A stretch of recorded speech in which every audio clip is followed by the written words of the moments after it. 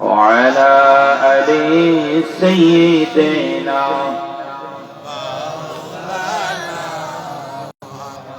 لا إله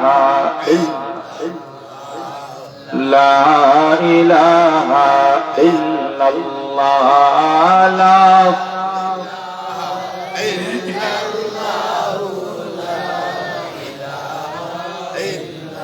খেলো মুমিন প্রেম খেলা মরার আগে মরণ ভালা খেলো মুমিন প্রেম খেলা মরার আগে মরণ ভালা জিন্দা থাকতে মরতে পারলে জিন্দা থাকতে মরতে পারলে দূর হবে মরণ জ্বালা লা ইলাহা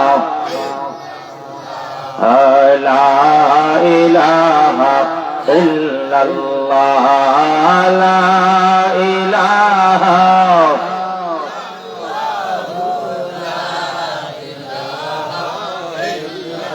আল্লাহ আল্লাহ আল্লাহ আল্লাহ আল্লাহ আল্লাহ আল্লাহ আল্লাহ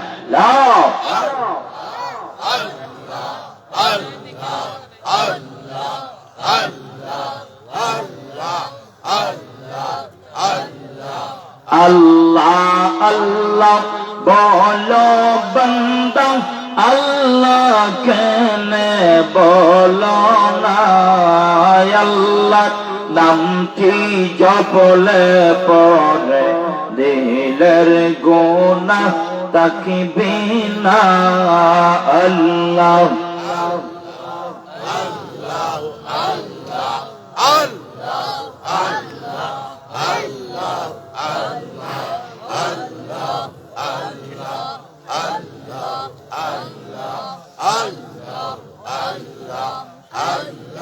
মৌলার নামটি ইসমে আযম কোরআন কোন পড়না মৌলার নামটি জপলে পড়ে দিলের গুনাহ তাকবে না আমার মৌলার নামটি জপলে পড়ে দিলের গুনাহ তাকবে না আল্লাহ আল্লাহ আল্লাহ আল্লাহ আল্লাহ আল্লাহ আল্লাহ আল্লাহ আল্লাহ আল্লাহ মারহাবা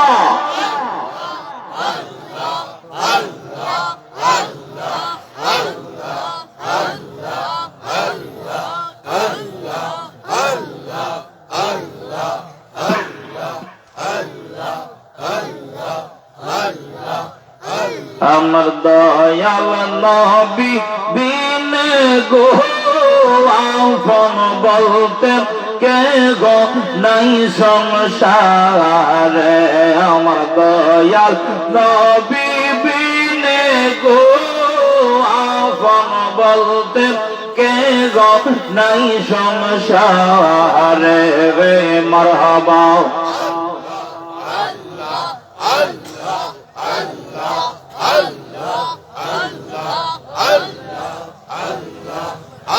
আমি বাবা দেখি সব বিদেশি বাবা দেখি সব বিদেশি মিশে মায়ার সংসারে আপন বলতে কে গো নাই সংসারে আমার দয়াল নবী বিনে গো আপন বলতে কে গো নাই সংসারে মারহাবা আল্লাহ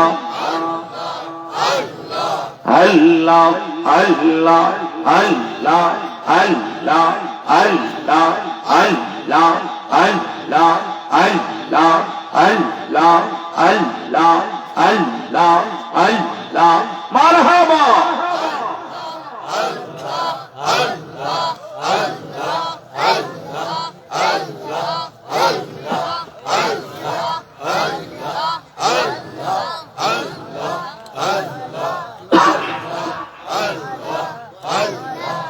নবীজি আমার জীবনের জীবন, নবীজি আমার জীবনের জীবন, নবীর প্রেমে হয়ে যাম লস্করের মরণ।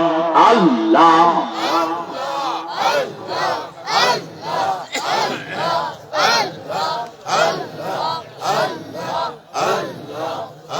কষ্ট করে চারটে বসে যান, সামনে আহেন, জমা হয়ে যান, আপনারা জিকিরের সাথে সাথে আগায় পড়েন, কষ্ট করে জমা হয়ে যান, আগান, সামনের দিকে আগান, সামনের দিকে, সামনের জিকিরের সাথে সাথে আগান, সামনে আসুন। আল্লাহ আল্লাহ নবীজি আমার জীবনের জীবন, নবীজি আমার জীবনের জীবন, নবীর প্রেম হয় জানার লস্করের মরণ। আল্লাহ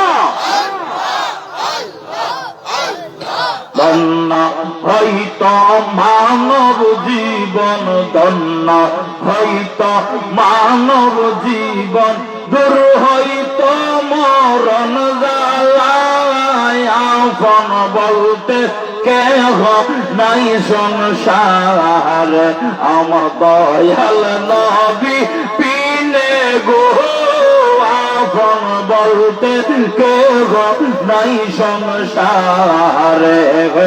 আল্লাহ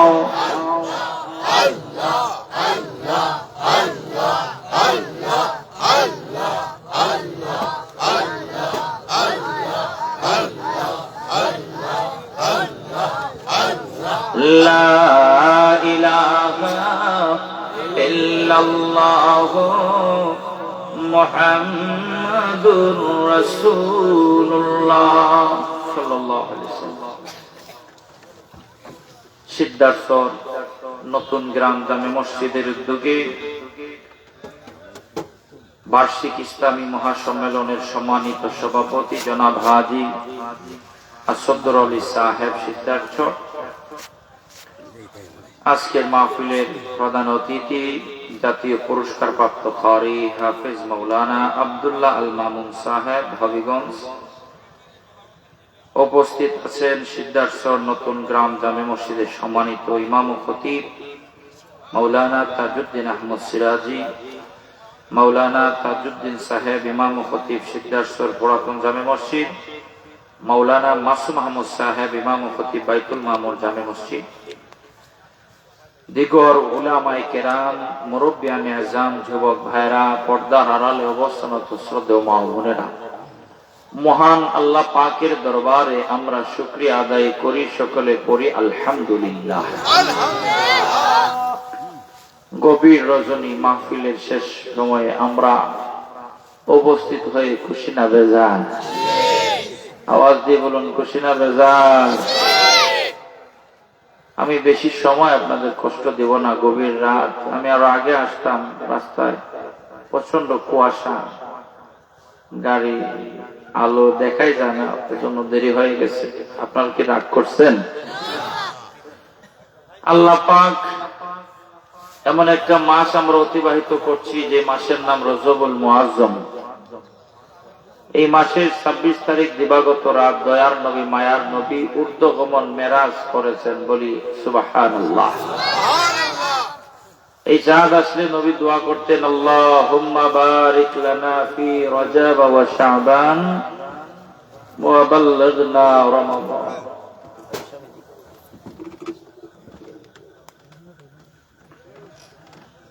নবী আমাদের শিক্ষা দিতেন দোয়া করার জন্য।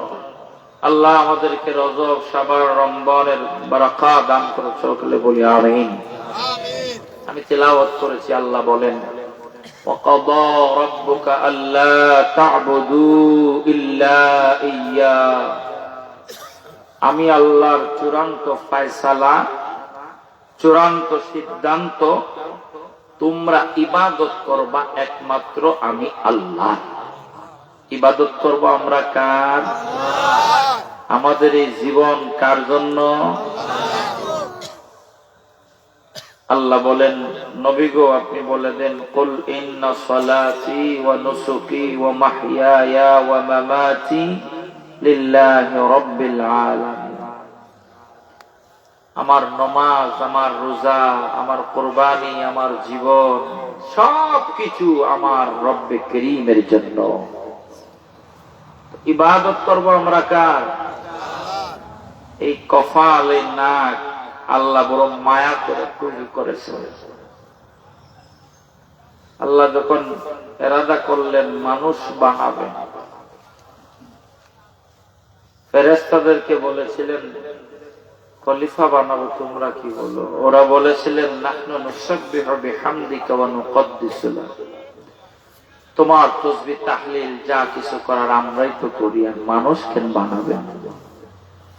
আমার আল্লাহ বলেন রাব্বানা আস্তাগফির ইন্নী আ'লামু মা লা তা'লামুন, আমি আল্লাহ যা জানি রে সেই বিষয়ে তোমরা অবগত নও, আমি আল্লাহর ফয়সালা মানব বানাবো। আল্লাহ জিবরাইল আদেশ করলেন, জিবরাইল যাও জমিন থেকে মাটি নিয়ে আসো, আমার খলিফা আমার আদম আমি আল্লাহ সৃষ্টি করব। জিবরাইল আমিন আসলেন, জমিন রে বললেন, জমিন রে তোর বুক থেকে এক মুষ্টি মাটি আমি জিবরাইল নিব। জমিন জিজ্ঞাসা করে কিসের জন্য নিবারে? জিবরাইল কইরে, জমিন আমার আল্লাহ তোর এই বুকের মাটি দিয়া আদম বানাবে। জমিন কইরে, জিবরাইল বানানোর পরে কি হবে?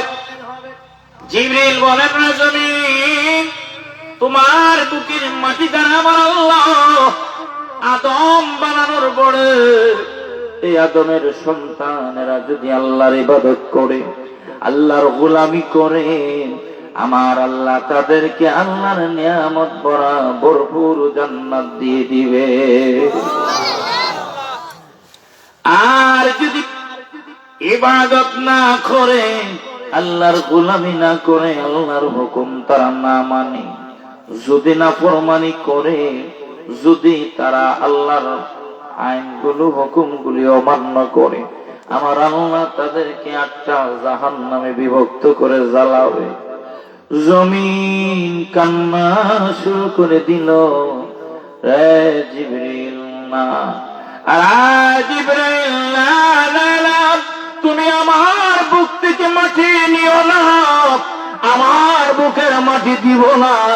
আমার বুকের মাটি দিয়ে আদম বানাইলে ওই আদম সন্তানেরা কিছু যাবে জান্নাতে, আর কিছু যাবে জাহান্নামে। আমি আমার সন্তান গুলিয়ে, এক গুলি সন্তান জাহান্নামে, আর কিছু গুলি জান্নাতে। আমি জমিন এটা বরদাস্ত করি না। জমিন কান্না শুরু করে দেয়।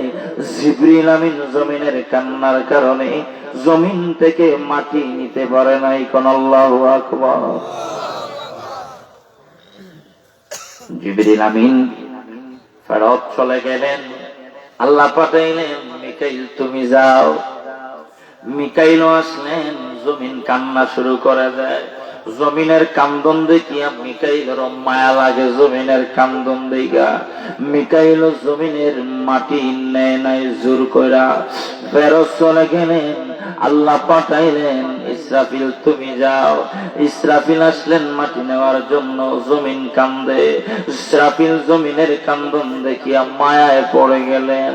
এ মায়া, জমিনের মায়ায় পড়িয়া ইসরাফিল মাটি নিলেন না, উনিও ফেরত চলে গেলেন।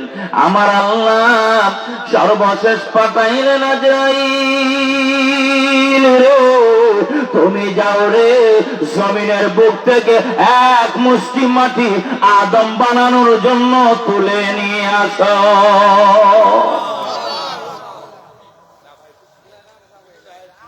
বন্ধুরা রে আমার, আজরাইল আলাইহিস সালাম পৃথিবী থেকে, জমিন থেকে মাটি নেওয়ার জন্য আয়েশা জমিন কান্দে রে। আজরাইলের তো মায়া লাগে না।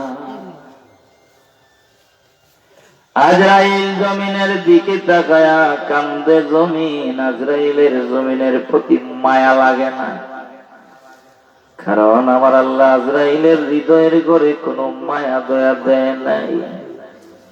যদি মায়া দয়া থাকতো রে, বাবার সামনে কেমন করে আজরাইল ছেলেটারে নিয়ে যায়, কেমন করে মার কোল থেকে সন্তান নিয়ে যায় রে। মায়া নাই দয়া নাই, ওই আজরাইল আইসা একটা তাবা দিয়ে রে এক মুষ্টি আজরাইলের মুষ্টি ভরে মাটি নিয়ে চলে যা।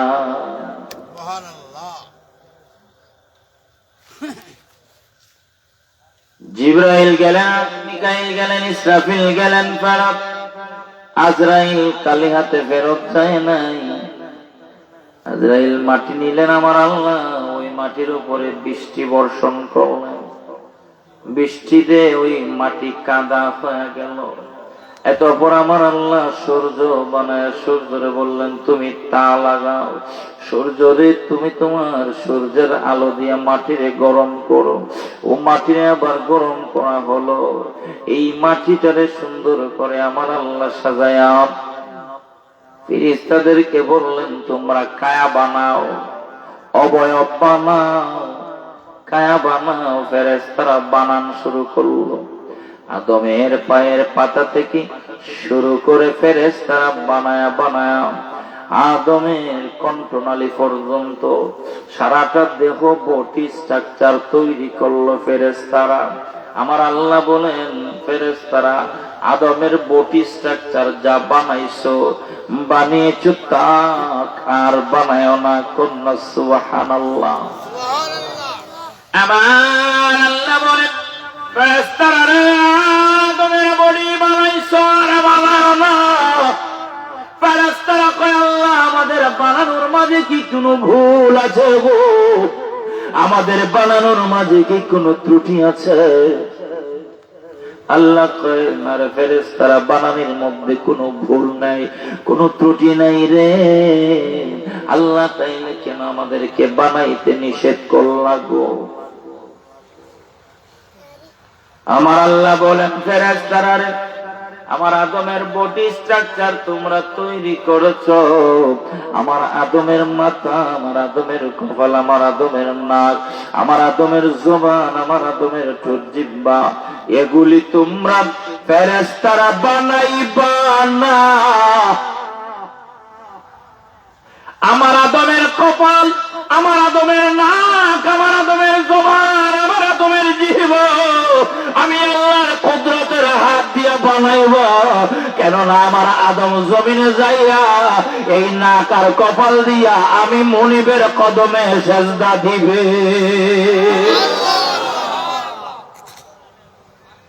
আমার আদমের জবান, আমার আদমের জিহ্বা তোমরা ফেরেশতারা বানাইবা না। আমার আদমের জবান আর জিহ্বা আমি আল্লাহর কুদরতের হাত দিয়া বানাবো। জবান দিয়া জমিনে যাইয়া আমার বান্দারা আমার নামের জিকির বড় মজা করে ডাকবো। সুবহানাল্লাহ। আল্লাহ বড় মায়া করে বানিয়েছেন, বড় মহব্বতের ছোঁয়া আমাদের কপালে আল্লাহ লাগিয়েছে। এই কপালের অনেক দাম, এই কপালের অনেক সম্মান, এই কপালের অনেক মর্যাদা আছে। এই কপাল দিয়া পৃথিবীর কারোর সামনে মাথা নত করা যাবে না, ঠিক কিনা বলেন? কোন গাছের সামনে, মাছের সামনে, কোন বট গাছের সামনে, কোন পীরের সামনে, কোন কাঠের সামনে, কোন চেয়ারের সামনে, কোন মাজারের সামনে কপাল ঝুঁকানো যাবে না, ঠিক কিনা বলে? আল্লাহ বলেন, ওয়াকাদা, চূড়ান্ত ফয়সালা, চূড়ান্ত সিদ্ধান্ত নিয়েছি। ওয়াকাদা রাব্বুকা আল্লা তা'বুদু ইল্লা ইয়্যা, আমি আল্লাহ ব্যতীত অন্য কারো ইবাদত গোলামি করা যাবে। আমি আল্লাহর ইবাদত করবা, গোলামি করবা, ইবাদত করবা আমি আল্লাহর। আমি আল্লাহর ইবাদতের পরে আরেকটা দায়িত্ব আমি আল্লাহ তোমাদের উপরে অর্পিত করলাম। এটা হইল আবিল ওয়ালিদাইনি ইহসানা। তোমরা আমি আল্লাহর গোলামির পরে পরে তোমাদের মা এবং বাবার খেদমত করবা। কি করবা? মা বাবার খেদমত। তুমি যতই নামাজ পড়ো, যতই রোজা রাখো, যতই কোরবানি করো, মক্কা মদিনার ইমাম সাহেব যদি হও, প্রতি সপ্তাহে সপ্তাহে উমরা করো রে, কিন্তু মা বাবার কলিজায় কষ্ট দাও, মা বাবার সন্তুষ্ট করতে পারো না, মা বাবার রাজি করতে পারো না, তোমার এই জিন্দেগির এক পয়সার মূল্য নাই। কথা কম ঠিক কিনা? সাহাবী প্রশ্ন করে, ইয়া রাসূলুল্লাহ, ইয়া হাবিবাল্লাহ, নবী গো, মা বাবার হক আমি কেমন করে আদায় করব? আমার নবী বলেন, হুমা জান্নাতুকা ওয়া নারুকা, তোমার মা বাবা তোমার জান্নাত, তোমার মা বাবা তোমার জাহান্নাম। যদি মা বাবা তোমার উপরে অসন্তুষ্ট হয়ে যায়, মা বাবা যদি তোমার প্রতি অসন্তুষ্ট হয়, তোমার প্রতি যদি অসন্তুষ্ট থাকে রে, তোমার জন্য জাহান্নাম। মা বাবারে যদি খুশি রাখতে পারো, মা বাবারে যদি সন্তুষ্ট করতে পারো, কপালে লিখে নাও তুমি জান্নাতি। সাহাবী প্রশ্ন করে, ইয়া রাসূলুল্লাহ, আমার সর্বাপেক্ষায় ইহসান পাওয়ার হকদার কে গো নবী? নবী বলেন, তোমার ইহসান পাওয়ার সর্বাপেক্ষায় অগ্রাধিকার ভূমিকায় হলো তোমার মা। সাহাবী কয়, নবী এর পরে কে? নবী বলেন, তোমার মা। সাহাবী কয়, সুম্মা মান? এরপরে কে গো নবী? নবী বলেন, উম্মুকা, তোমার মা। সুবহানাল্লাহ জুড়ে পড়ে। মায়ের কথা কয়বার কইলেন নবী? চতুর্থবার সাহাবী জিজ্ঞাসা করে, সুম্মা মান? এতপর কে? নবী বলেন, রে এতপর তোমার কাছ থেকে সুন্দর ব্যবহার পাওয়ার হকদার হলো তোমার বাবা। মায়ের কথা নবী বললেন প্রথমে 3 বার, চতুর্থ নম্বরে যায়া কইলেন বাবা। মার কথা কেন নবী 3 বার বললেন? কেন নবী 3 বার বললেন? এর কারণ হলো রে, মুহাদ্দিসিনে কেরাম লেখেন, মা জিন্দেগিতে তোমার জন্য 3টা বড় বড় কষ্ট করছে রে। এইরকম 3টা কষ্ট দুনিয়ায় তোমার কোন বন্ধু বান্ধব তো দূরের কথা, তোমার বাবাও তোমার জন্য এমন 3টা কষ্ট করতে পারবে না। আল্লাহ বলেন, ওয়াসাইনাল ইনসানা বিওয়ালিদাইহি,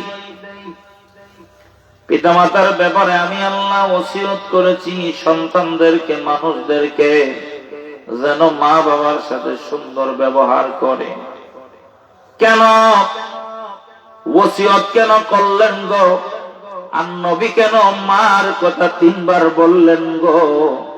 এর জবাব হলো, 1 নম্বরে হামালাতুহু উম্মুহু ওয়াহানান আলা ওয়াহন, কষ্টের পর কষ্ট করিয়া তোমার মা 1 দিন নয়, 2 দিন নয়, 10 মাস 10 দিন তোমারে পেটে বোঝা বইছে তোমার জনম দুঃখিনী মা।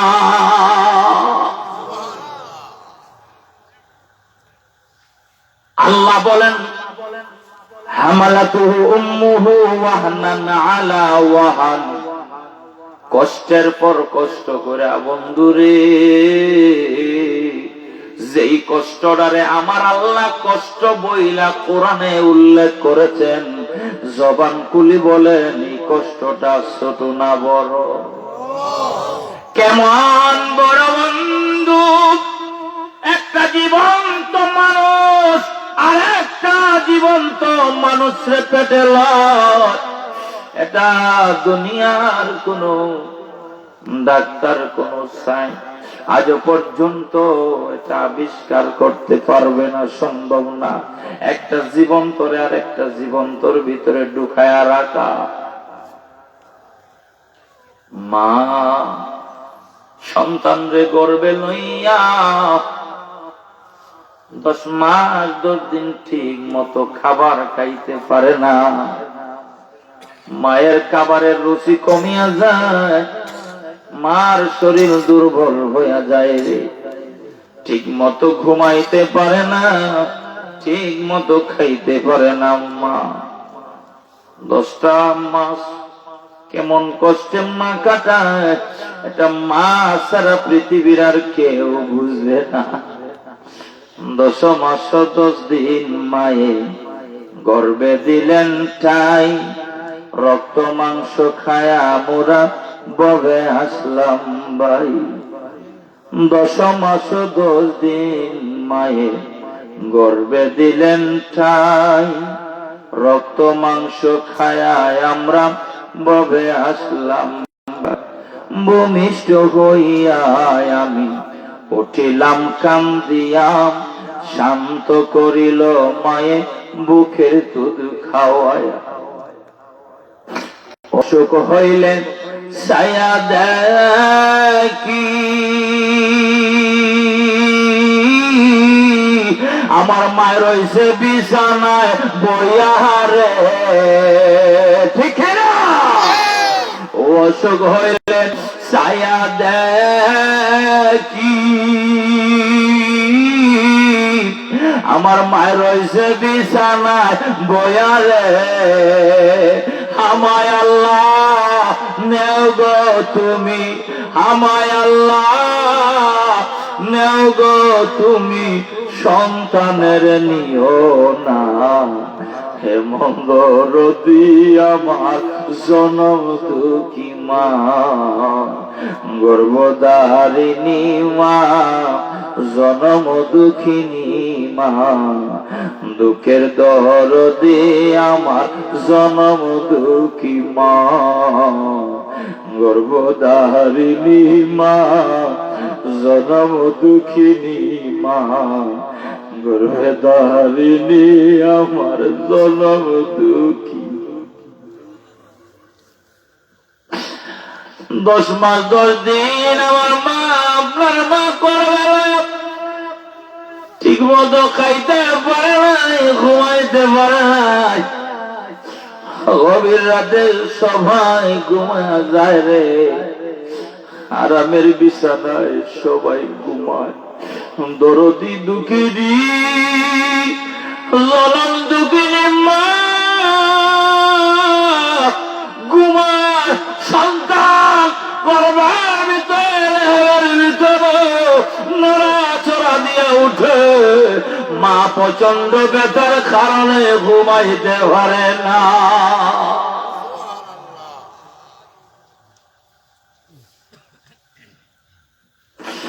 স্বামী জিজ্ঞাসা করে, বিবি এত রাত হয়ে গেল গো, তুমি ঘুমাও না কেন? স্ত্রী চোখের পানি টিপে টিপে পালায়, স্বামী গো তুমি বুঝবা না গো, যদি আগে জানতাম এই যন্ত্রণা কোনদিন গর্বে সন্তান ধরতাম না। দুঃখিনী মা এত কষ্ট করে করে রাতের পর রাত কাটায়া দেয়। আমার নবী বলে, উম্মত তোদের মা যে তোদের জন্য রাতের পর রাত ঘুমাইতে পারেন নাই, প্রত্যেকটা রাত্রে তাহাজ্জুদ নামাজ পড়লে যে সওয়াব আমার আল্লাহ ওই মা বোনদের আমলনামায় সেই সওয়াব দান করে দিবে।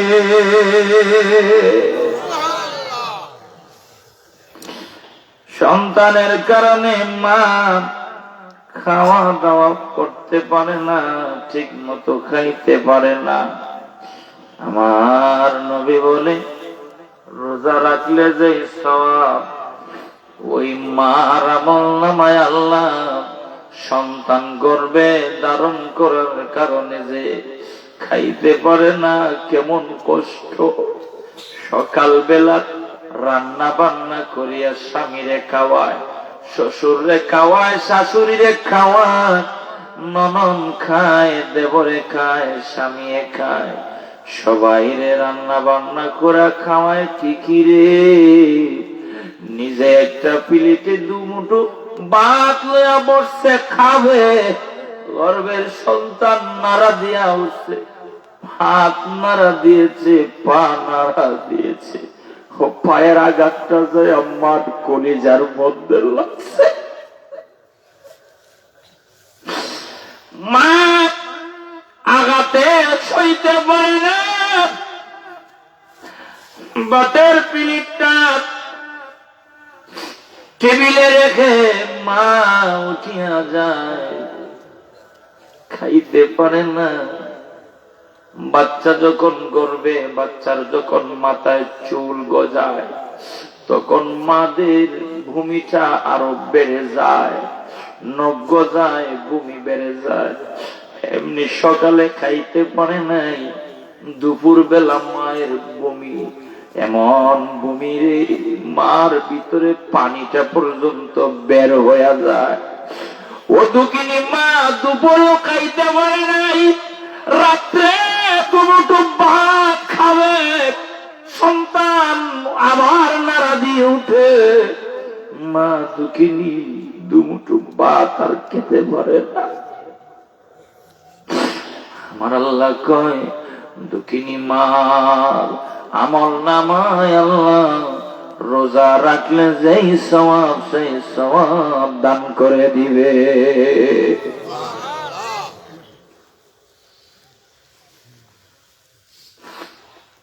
এজন্য আমার নবী বলেন, গর্ভধারিণী মা গুলি কেমন কষ্ট করেছে রে। এজন্য নবী 3 বার মার কথা বলছে। এক নম্বর কারণ হামালাতুহু উম্মুহু ওয়াহনান আলা ওয়াহান। নবী দ্বিতীয়বার কেন মার কথা বললেন, তার কারণ ওয়াফিসালুহু ফি আমাইন, 10 মাস 10 দিন গর্ভে ধারণ করিয়া মা যখন প্রসব বেদনা শুরু হয়ে যায়, আহারে প্রসবের কি বেদনা মায় জানে সেই কথা, মা বিনে কেউ বুঝবে না। পিতা আনন্দে মাতিয়া সাগরে বসায়া, আনন্দে মাতিয়া সাগরে বসায়া, সেই যে চইলা গেল ফিরাইল না মাই। একদার দুধের দাম কাটিয়া গায়ের সাম, একদার দুধের দাম মায়ের, একদার দুধের দাম কাটিয়া গায়ের সাম, পাপুষ বানাইল ঋণের সুদ হবে না। এমন দরদি ববে কেউ হবে না আমার মা, এমন দরদি ববে কেউ হবে না আমার মা। ঠিক না বেঠি? প্রসবকালে মার কেমন বেদনা রে, মা জানে সেই কথা। দুনিয়ার কেউ জানে না, কেউ বুঝবে না। প্রসব যন্ত্রণায় মা রক্ত দিয়া সারাটা রুম একেবারে রক্তাক্ত হয়ে যায়, মার সারাটা শরীর রক্তাক্ত। এই জন্য আমার নবী বলেন, যদি কোনো মা, ও মা গো, যদি কোনো মা সন্তান জন্ম দিতে যায় আর মারা যায়, সন্তান ভূমিষ্ঠ হওয়ার কালে যদি কোনো মা মারা যায়, আমার আল্লাহ ওই মাকে জান্নাতে শহীদের মর্যাদা দান করবে।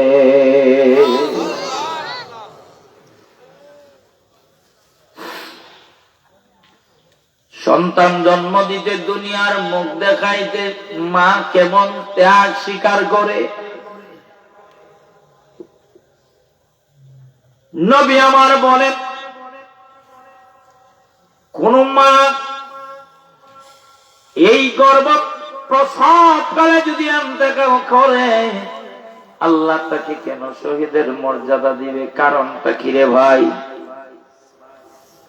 একটা মানুষকে যদি লোহার হাতুড়ি দিয়া শরীরের একটা একটা হাড় ভেঙে দেওয়া হয়, একটা মানুষের শরীরের একসাথে 3টা হাড় যদি কেউ হাতুড়ি দিয়া ভেঙে ফেলে, ও মানুষটা আর হুঁশ থাকবে না, বেহুশ হয়ে যাবে।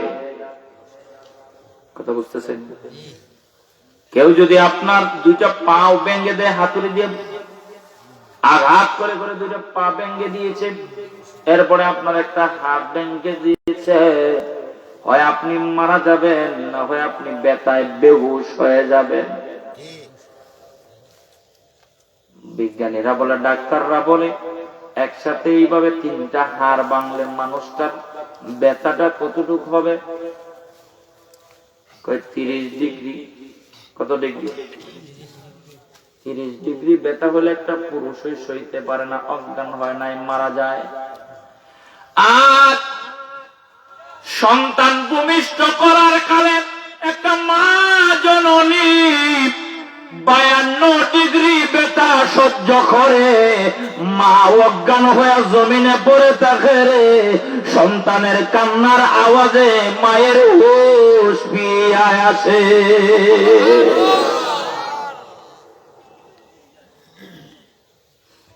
প্রসবের কি ব্যথা মায় জানে সেই কথা, মরিয়ায় মায়ের মরণ হইল না, মরিয়ায় মায়ের মরণ হইল না, এমন দরদি ববে কেউ হবে না আমার মা।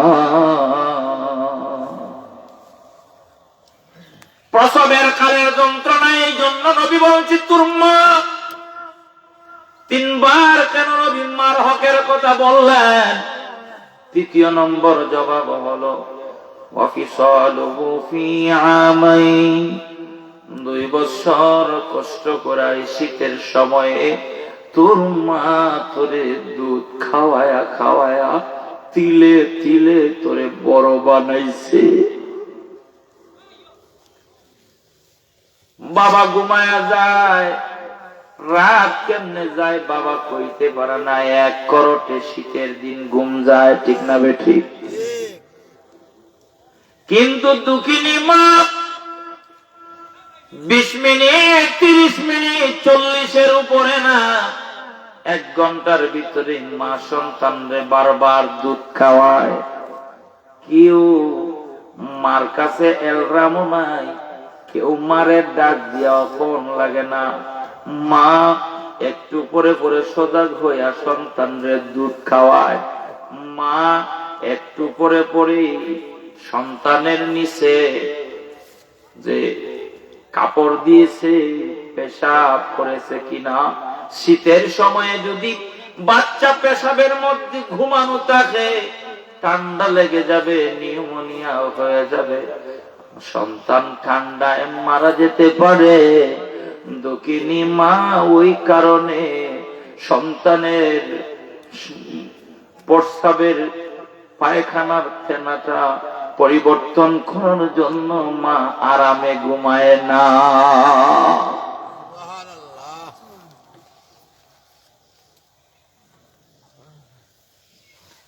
কত রাত তোমার মা বাবা ঘুমায়, দাদি ঘুমায়, দাদা ঘুমায়, কারো কোনো খবর নাই। কিন্তু দুঃখিনী মা তোমার ঘুয়ে মুতে তোমার মাথা ভিজে, দুনিয়ার কেউ এই কষ্ট সয় না।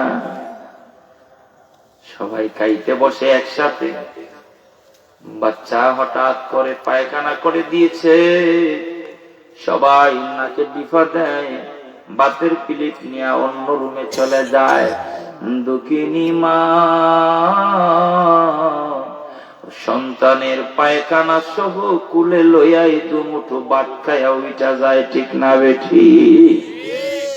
সন্তানের গুয়ে মুদের দুর্গন্ধ সকলের নাকে লাগে, সকলের নাকে ডিফা দিয়া চলে যায়। একটা মানুষের নাকে সন্তানের গুয়ে মুদের দুর্গন্ধ লাগে না, এটা হইল আর কেউ না, জনম দুঃখিনী মা, ঠিক না? এজন্য ওই মারে কষ্ট দিও না, ওই মারে তুমি কষ্ট দিও না রে সন্তান। মার দোয়া যদি নিতে পারো, মা যদি দোয়া দিয়ে দেয়, দুনিয়ার আর কোন দৌলত তোমার লাগবে না। যুবকেরা ফাস্টফুড করে বিদেশ যাবে, যেতে পারে না। আমি বলি তুই তোর মার কাছে যে দোয়া চা, তোর মা যদি তোর জন্য দোয়া করে, মার দোয়া আল্লাহ কবুল করবে। তোর লন্ডনের ভিসা হয়ে যাবে, ইটালির ভিসা হয়ে যাবে, কেউ আটকাতে পারবে না। আর মা যদি কষ্ট পায়, মায়ের নাফরমানি করো, দুনিয়ার সকল পীরদের জড়া করে যদি দোয়া করাস, কামাইতো না, ঠিক কিনা কোন? হযরতে হানজালা রাদিয়াল্লাহু তাআলা জীবনী কুলিয়াতে করে মার দোয়ায় কত মর্যাদা পাইছে হানজালা। ওয়াইস করণের জীবনী খুলে দেখো কত মর্যাদা পেয়েছে মায়ের দোয়া। ওয়াইসালকার চিঠি লেখছে, নবী গো, আমি আপনার খেদমতে আসতে চাই, আপনার নূরের চেহারা আমি দেখতে চাই।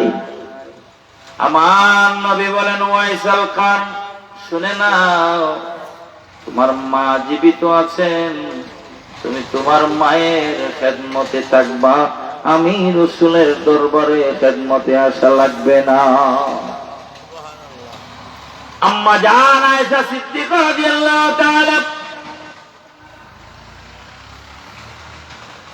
বর্ণনা করেন, আমার নবী ঘর থেকে বের হয়ে যাচ্ছেন, আর নবী বলতেছেন, আয়েশা গো, আজকে আমার একটা পাগল আসবে করম দেশ থেকে গো আয়েশা, ওই পাগলটা আসলে ওরে বলবা ও যেন চলে যায়, আমি নবী আসতে দেরি হবে, একথা বলে পাগলটারে বিদায় করিয়া দিবা। আম্মা জান আয়েশা কয়, নবী কে আসবে? নবী বলেন, ওয়াইসাল কারন আসবে আজকে। আম্মা জান আয়েশা কয়, তাইলে ও যদি আসে, আপনার জন্য ওয়াইসাল কারণ কত পাগল, আপনি তাইকা তার সাথে আপনি দেখাটা করলেই তো হয়। আমার নবী বলেন, আয়েশা গো, ওয়াইসাল কারণ আমার এত ভালোবাসে,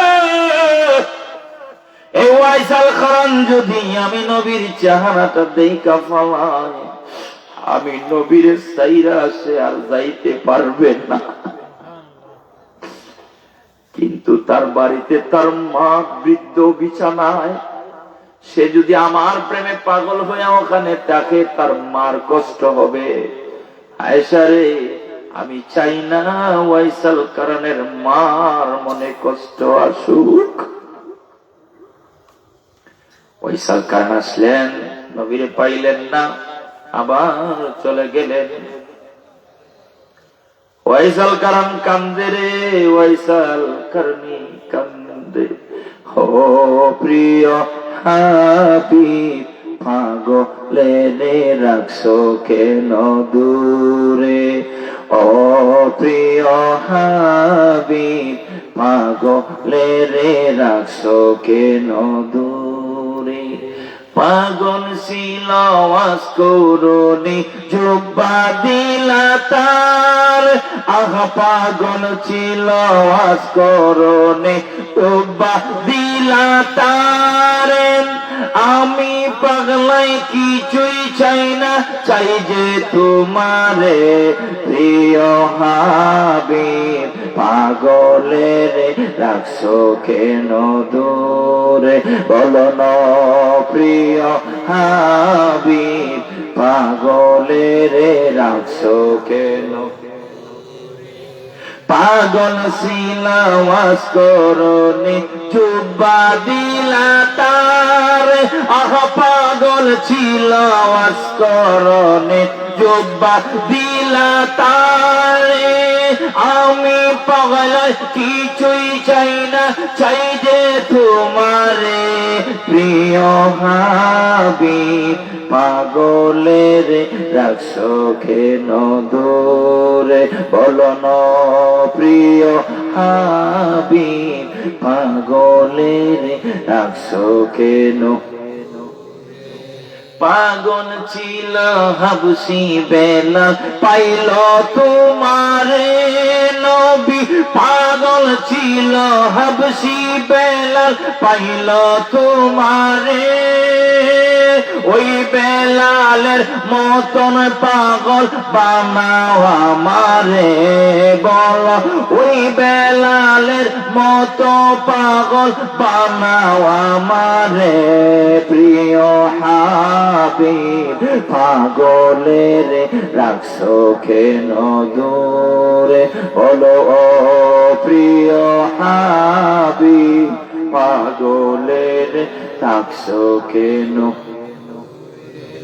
পাগল ছিলা ওয়াজ করনি জুব্বা দিলা তার, আহা পাগল ছিলা ওয়াজ করনি জুব্বা দিলা তার। আমি পাগলা কিছুই চাই না, চাই যে তোমারে প্রিয় হাবিব। পাগলের রাখছো কেন দূরে, বলো ও প্রিয় হাবিব। পাগলের রাখছো কেন,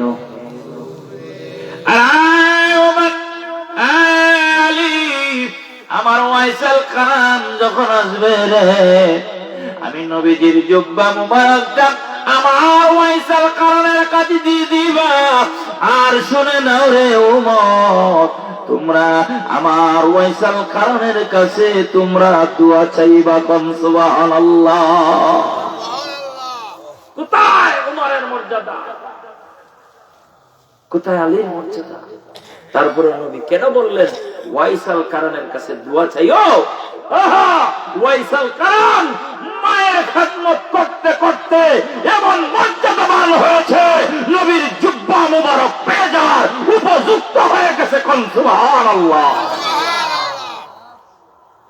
মুস্তাজাব দাওয়া, আল্লাহর কাছে হাতটা তুলতে দেরি হবে, আল্লাহ তার হাত ফিরাইয়া দিবে। গুহার মধ্যে 3 যুবক আটকা পড়ে গেলেন, পাথর সরানোর কোন ব্যবস্থা নাই। একজন আর একজন কয়, বাইরে মনে হয় আমরা এই গুহার ভিতরে আটকা পড়ে মারা যাবো রে ভাই। একজনে দোয়া করে, আল্লাহ আমি একদিন সুযোগ পাইছি, সুন্দরীর উপসী একটা মেয়ের লাগল পেয়েছিলাম, চাইলে আমি ওই মেয়েটার জীবন সর্বনাশ করতে পারতাম, কিন্তু না, আমি তোমার বয়ে গো আল্লাহ ওই নারীর সর্বনাশ আমি করি নাই। আল্লাহ ওই দিন যদি তুমি আমার উপরে খুশি হইয়া থাকো গো আল্লাহ, ওই দিনের উসিলায় আজকা পাথরটা সরাই আমার ঘুরে মুক্ত করো। পাথরে একটু সরছে, দ্বিতীয় জনে এমন উসিলা করে দোয়া করছে, আর একটু সরছে, কিন্তু না, যতটুক সরছে বের হয়ে আসার মতো না। তৃতীয় ব্যক্তি রব্বে কারীমের দরবারে হাত তুলিয়া দোয়া করে, আল্লাহ আমি আমার মা বাবার খেদমত করেছি গো, আমার মা যদি আমার উপরে রাজি থাকে গো, আমার মা যদি আমার উপরে সন্তুষ্ট থাকে, ওই উসিলা নিয়ে তোমার কাছে ফরিয়াদ জানাই কি করবা? দোয়া করতে দেরি হয় রে, পাথরটা সরে যাইতে দেরি হয় না।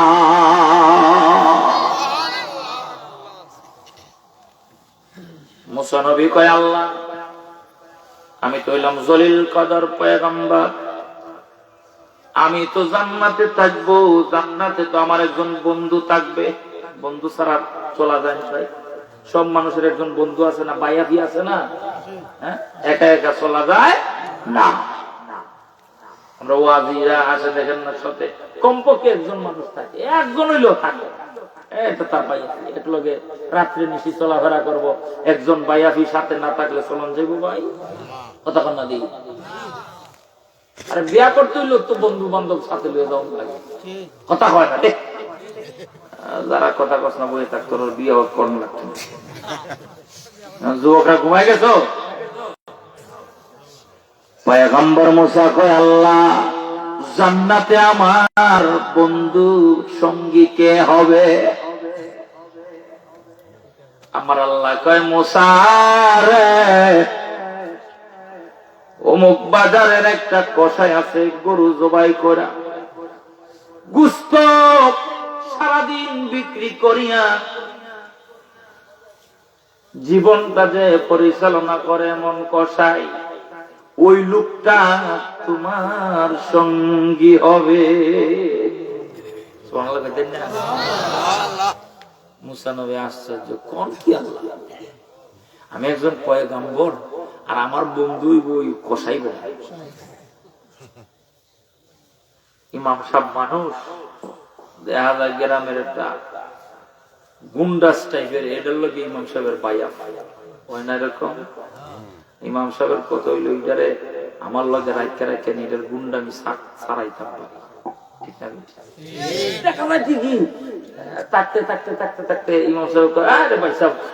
আপনারা দেখতে কত সুন্দর লাগে, মুখের দাড়িটা দিয়ে খালি খামাবে, দাড়িটা দেখতে চালাও। গুন্ডার মন পরিবর্তন হয়ে গেছে, দাড়ি খেয়েছে, কথা বল না মানে এরকম। গুন্ডারে কয়, পয়সা আসলে আপনি তো কত সুন্দর নামি দামি মানুষ, আমার লগে গপসপ করুন আপনি, আর একটু আগে আইতাল্লাই না কেরে কত এসান্ন মাসটা কইরা এরপরে রুমবই আমরা দুইজনে গপ করলাম। মানে পরের দিন দেখা যায় হাসাও মাগরিবের নামাজের কিছু সময় পরে ওই বাঁশি বাজে বাজে আইছে ইমাম সাহেবের কাছে, অত এসান্ন মাস করে দিছে। অহন ইমাম সাহেব কয় পরের দিন, আজকে আইলে তো একটু আগে তো মগরিব খবর থাকতাম এক লগে মারহাবা কইতেন না। গুন্ডা বেড়া হন দেখা যায় মগরিবের নামাজ মসজিদ, ইমাম সাহেব লাইনে আসছি, বন্ধু কালকে আসরের সময় আসেন একটু পেঁয়াজি খেয়ে আমনে গিয়া টেটিয়ারসর বাজার বড় মজার পেঁয়াজি বানায়। আসরের নামাজের পরে ইমাম সাহেব বাইরেছে, দেখা যায় গুন্ডাও চিপেছে, হে তো নামাজ হয়েছে না, হে বাসায় মানুষ যার পরে আইব। ইমাম সাহেব কয়, আজকে আইসো, চলো টেটিয়ারসর বাজারে গিয়ে একটু পেঁয়াজি খাই আগে, পেঁয়াজি টেয়াজি খাই আইসি। পরের দিন একটু আগে আইলাম না, আর একটু বেশি গল্প সল্প করলাম, আসর আদান রইলাই। পরের দিন যা আসরের নামাজ আয়া পড়ছে, মারহাবা কইতেন না রে। আসর মাগরিব এশা কয়েক কইল জোরে কই না। ইমাম সাহেবের লগে থাকতে থাকতে থাকতে থাকতে ইমাম সাহেব কয়, চলো সিদ্ধার্থর ওয়াজ হইতেছে, ওয়াজ হইয়া আইসে। ওয়াজ আয়া দেখা যায় তার মন 3 অক্ত পরিবর্তন হয়েছে না, ওয়াজ আয়া আরো 2 অক্তের মজার বিক্ষে গেছে, এখন হেফাজত নামাজ হয়ে গেছে। ইমাম সাহেবের লগে থাকলে লাভ আছে না নাই? কথা কন্যা আছে না নাই? কিন্তু গাঁর কিছু চুলকান্না মুরব্বী আছে না, পাতলা মুরব্বী, হ্যাঁ চিকন বুদ্ধি দেওরা, মতল্লি সাহেব কিতাব আপনার লগে একটা কথা বলে, কিতাব আমরা ইমাম সাহেবের পিছনে আর নামাজ পড়তাম না, কিতাব হইছে, হ্যাঁ আমরা গ্রামের গুন্ডা যারা এইটার লগে ইমাম সাহেবের ভাই মাতো না ভাই। আরে ভাই ইমাম সাহেব তো গ্রামের যে সুর সুট্টান বেনমাজি ওই দিনটার লোকে বাইয়াত করবো, কইরা কইরা করে করে নিজের লাইনও আনবো। ঠিক না বেঠিক? আর গ্রামের যারা পালা মানুষ, এরার লগে তুই মানুষ বাইয়াতের দরকার নাই, এরা তো এমনি পালা। ঠিক কিনা? যেটি ঠেরা বেড়া এদিন তো সুজা করার দরকার, যেটা সুজা আছে এটা সুজা করার দরকার আছে। সমাধান বুঝে না। মুসা আলাইহিস সালাম কয় আল্লাহ, এই কসাই বেটারে তুমি আমার লগে জান্নাতের বন্ধু দিবে, খারাপ দেখি বুঝলাম। আল্লাহ কয় তাহলে বুঝতে যদি চাও তাহলে যাও। মুসা পয়গম্বর গেলেন কসাই বেটার কাছে। কসাই তো আর মুসা নবীর চিনে না, কথা কন না। মুসা নবী যাইয়া বালা বলে জিজ্ঞাসা করছে, কি মনে আছে কসাই ভাই বালা নিয়ে? বেটা সারাদিন বুঝতো বেচা কিনা করতেছে, মুসা নবী সারাদিন বইয়ে বইয়ে তামসা দেখতেছে। রাত্রি বেলা কসাইয়ের ঘুষ বিক্রি শেষ হয়ে গেছে, দেখা যায় কসাই ওই কলিজার এরপরে সিনার কিছু গুস্ত টুস্ত একটা মশা মাঞ্জা রাখছে, ওইটা লইয়া কসাই বেটা এখন বাড়ির দিকে রান্না করছে। মুসা নবী কয়, কসাই একটু দাঁড়াও, সারাদিন তোমার কাছে বসা ছিলাম, দেখো নাই কখন আমি আসছি তোমার বাড়িতে, আজকে মেহমানদারি করতাম, যাইতাম তোমার বাড়ি, নিবা নিয়ে আমারে। কসাই বেটাকে আয়া করে, অসুবিধা নাই, মারহাবা কর না। মুসাফির, তবে একটু জলদি করো, আমার একটু তাড়া আছে রে। মুসাফির, মুসাফির তার নাম জানে না, চিনে না। ও কয়, মুসাফির আমার লগে একটু জলদি জলদি চলো। একটু দৌড়ায়া দৌড়ায়া বাড়ির দিকে যাচ্ছে। মুসা নবীও হাইডা কুল হয় না, একটু দৌড়তেছে। মুসা নবী তার সাথে দৌড়ায়া দৌড়ায়া যায়। কিরে কসাই ভাই, এত দৌড়াস কেন? কয়, আপনি বুঝবেন না, আমার বাড়িতে আমার দুঃখিনী মা একা একা আমার জন্য অপেক্ষা করতেছে। কসাই বাড়ি গেল, যায়া ওই গুস্তর মশাটা তলেটা বাইর করছে, কলিজা গুলি সুন্দর করে রে করার মধ্যে বুনা করছে। বুনা করিয়া নিজের হাতে খাই গুলিয়া আটা দিয়া রুটি বানাইল। নরম নরম রুটি বানায়া মুসা নবীরে কইছে, মুসা পয়গম্বর, মুসাফির ভাই আপনি একটু বসেন, আমার একটু কাজ আছে, আমি সারি, তারপরে আপনার সাথে খাওয়া দাওয়া করবো, গল্প গুজব করবো। মুসা নবী তামসা দেহে বয়া বয়া হে বেটা যায়া একটা জুরির মধ্যে, জুফরির মধ্যে রে একটা ছোট বাচ্চার মতো আকৃতির একটা মানুষ ওটার থেকে উঠাইয়া নিজের কোলের মধ্যে বসাইয়া গরম পানি দিয়া মুখটা ধোয়া, ওই নরম গুস্ত গুলি সিরিয়া সিরিয়া কলিজা ভুনা দিয়া তুলায়া তুলায়া মুখে লোকমা খাওয়াইতেছে।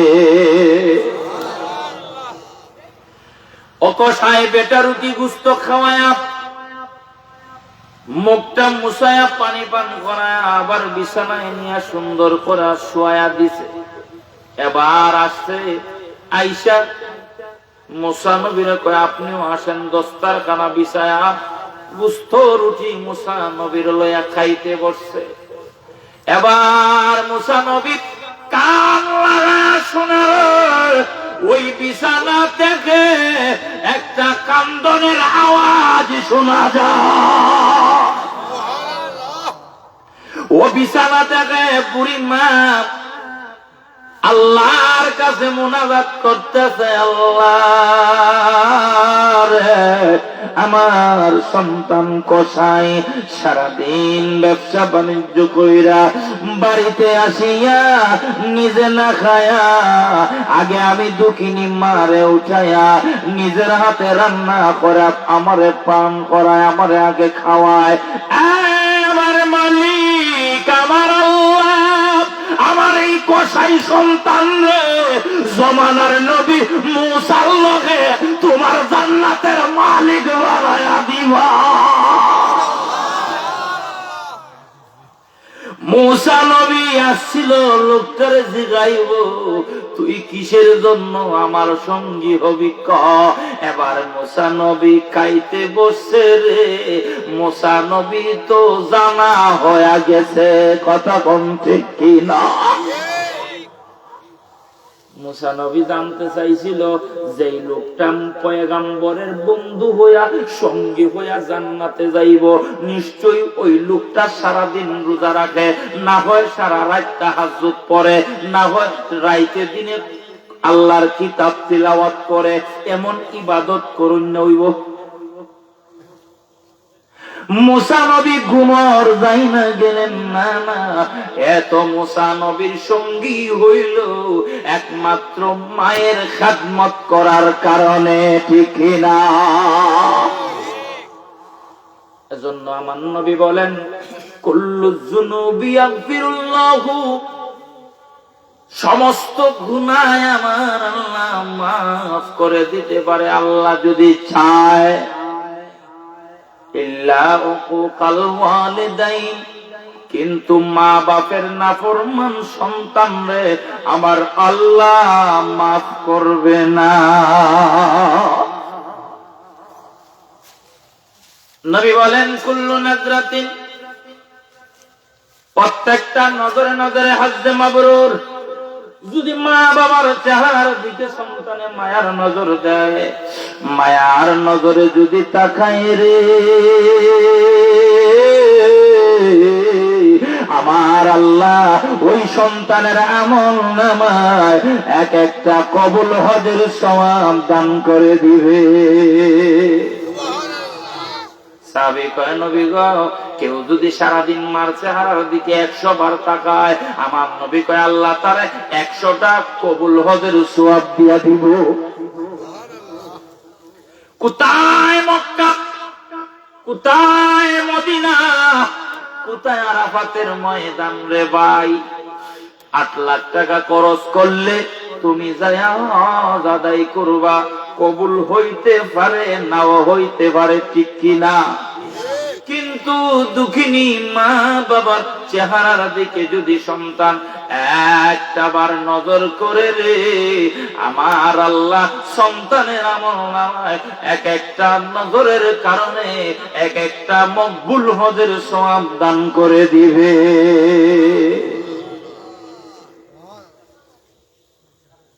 মা কেন এত দামি জানে না সকলে, বল মা কেন এত দামি জানে না সকলে। জানতো যদি পড়তো দেখে কোরআন হাদিস কোলে, জানতো যদি পড়তো দেখে কোরআন হাদিস কোলে। একটি হজের সওয়াব মিলে, একটি হজের সওয়াব মিলে মাকে একবার দেখিলে, দেখিলে, দেখিলে। মা কেন এত দামি জানে না সকলে, মা কেন এত দামি জানে না সকলে। জানতো যদি পড়তো দেখে কোরআন হাদিস কুলে, জানতো যদি পড়তো দেখে কোরআন হাদিস কুলে।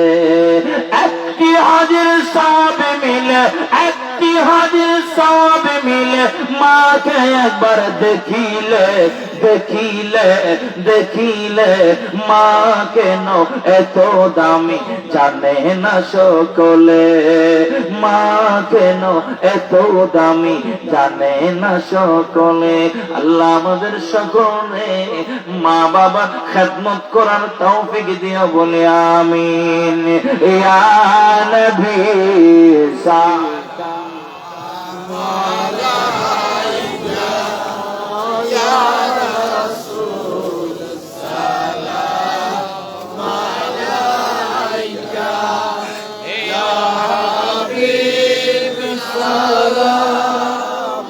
عليك صلوات الله. أشرق البدر علينا واختفت منه البدور مثل حسنك ما رأينا قط يا وجه السرور يا نبي سلام يا رسول سلام عليك يا حبيب سلام عليك صلوات الله سيدي يا رسول الله ويا حبيب الله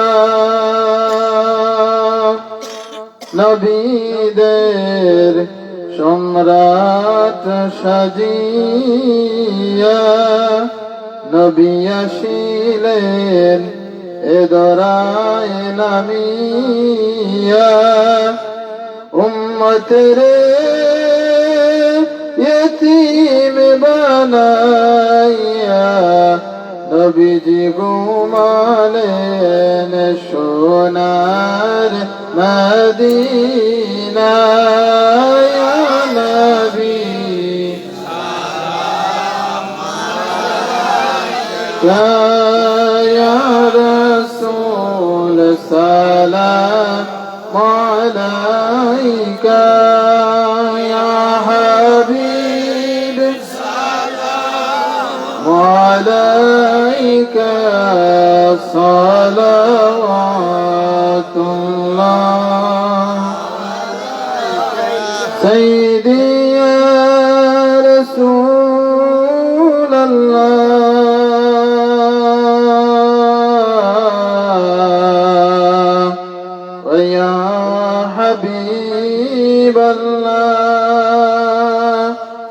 মদিনার অলি গলিতে চাই যেমন ছুটিয়া যাইতে বুক ভরা সালাম বেজিতে অগণ বিজি আপনার রওজাতে ইয়া নবী يا رسول سلام يا حبيب سلام عليك صلوات الله يا ربي خير الخلق كلهم بجاي رب میرے درود اور سلام برغزیدہ